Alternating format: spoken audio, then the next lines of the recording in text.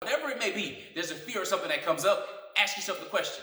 Have you ever been in a fearful position before? Have you ever been in a vulnerable position before? Have you ever been in a position where you were not able to control something? And if you answer yes, like most adults can, did you get through it?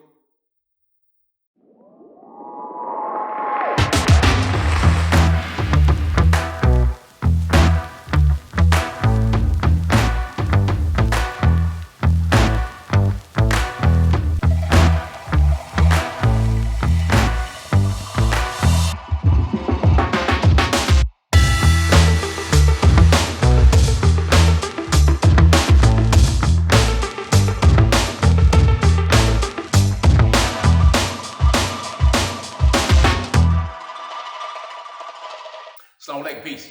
It's Coach Nazir, one of the authors of Let's Talk Polygyny Uncensored, as well as one of the co-founders of Outstanding Personal Relationships. Now, I'm known, of course, as the coach that helps men get their shit together. And here's a secret. I guess it's not really a secret. Everybody, here's the secret, here's the thing. Nah, I'm not that guy. But when I learned this one lesson, it changed my life for the better. So I'm going to share it with you. It's called self-control. Self-control. Now we hear it, we might have an idea of what that means, or to restrain ourselves, or restrict ourselves, or to go forward when we need to go forward. But I want to talk a little bit deeper about that. Neuroscience, first of all, the study of the brain and how it interacts and everything else is amazing. It's going to say mind-blowing, no pun intended. But neuroscience is really on a whole other level.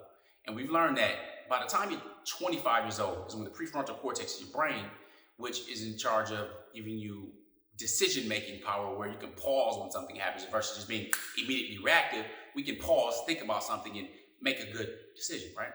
Or in people who have damaged prefrontal cortexes, whether it's from accidents or falling or what have you, don't really have that same ability.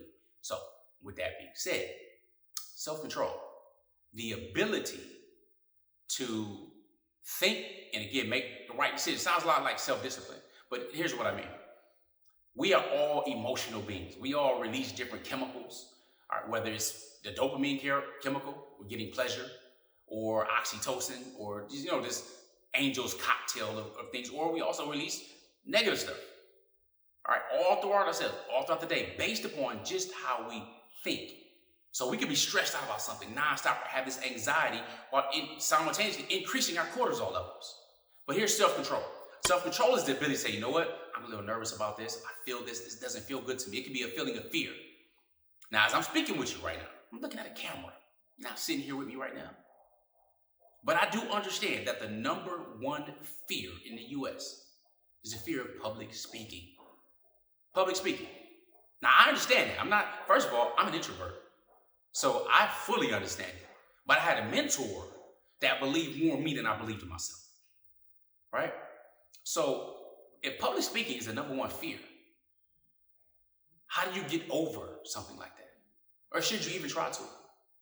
Now, I don't know whether or not you want to do public speaking, talk in front of people, help anybody, anything like that. I just knew one of my desires was to leave a legacy, empower other people, to share information, empower my children more than anything.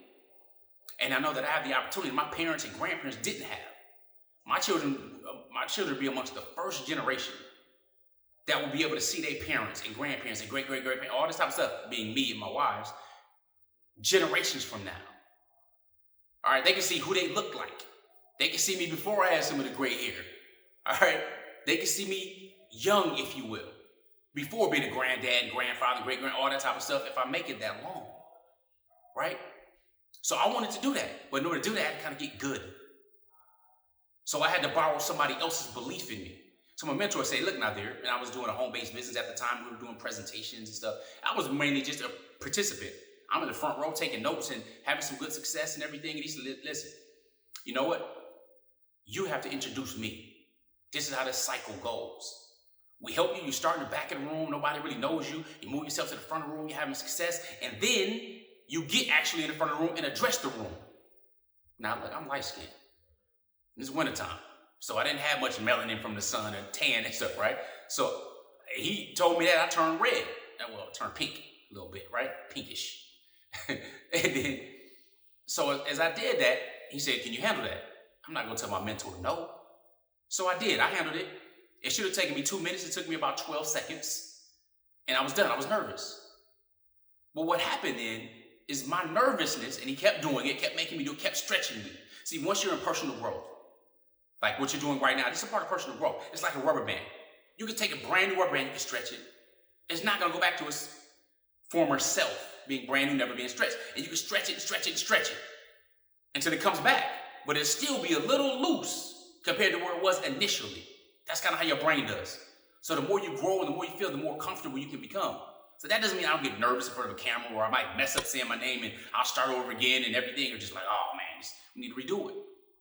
But self-control is the ability to recognize that these feelings that come when that cortisol level raises is to say, you know what? One of the things we do is take 6 deep breaths. So you inhale. That's 1. You do it 5 more times, and you're naturally decreasing the amount of cortisol that's running around in your veins that's causing this anxiety, that's causing you to feel to be on edge. So you can take it where you get nervous, you're about to go in front of a crowd, or you're about to go talk to your father-in-law, your mother-in-law, or your children about something that you're concerned about.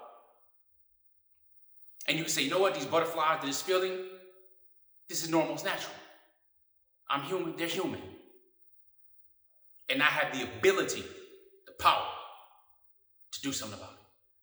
So I'm going to speak to him. I'm going to trudge through it at first, because the first time you do something usually is the worst time. You remember the first time you tried to walk? Of course you don't. But you did it, despite falling probably hundreds or thousands of times.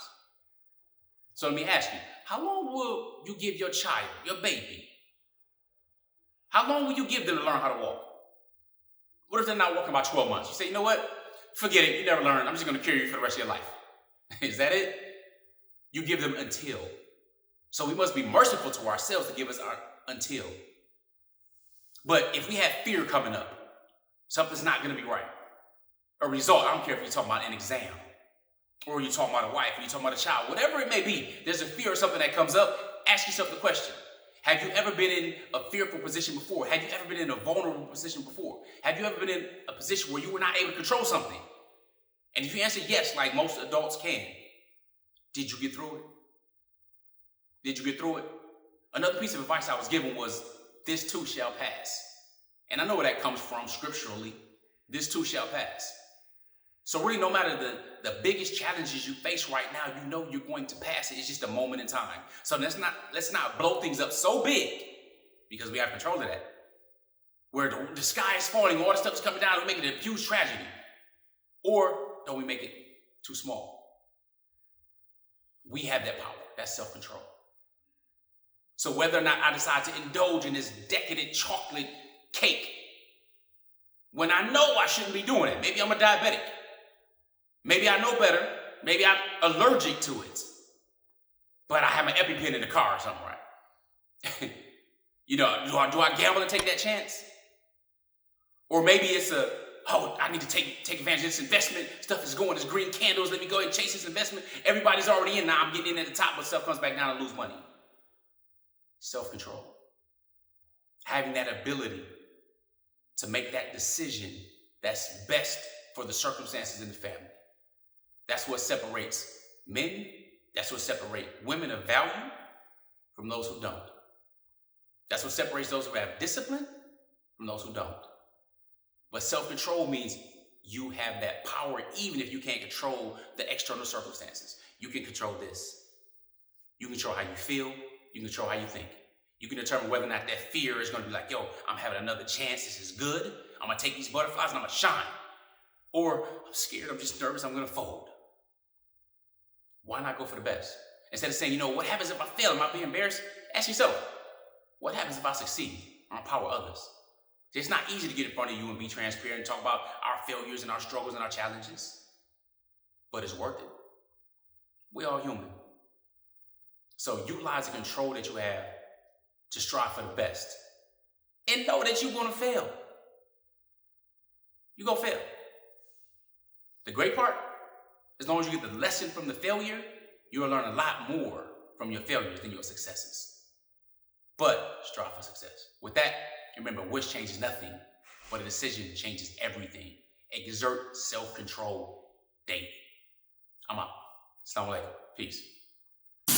Here are 3 ways outstanding personal relationships can help you. One is by following us on our social medias.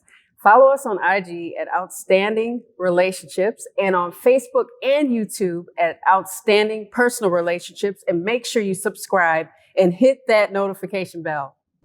Number 2, make sure you head over to outstandingpersonalrelationships.com and subscribe to the email list. From there, you will get downloads as well as updates, any and all updates. And you also get an update on the release of our new book, Let's Talk Polygyny Uncensored. Number 3, if you are serious about polygyny relationships and really developing fulfillment and happiness, make sure you register for our Relationship Mastery Inner Circle, which is members only, which includes downloads, it includes access to us live on a weekly basis. So that's at outstandingpersonalrelationships.com/RM. We'll see you soon. Assalamu alaikum. Peace.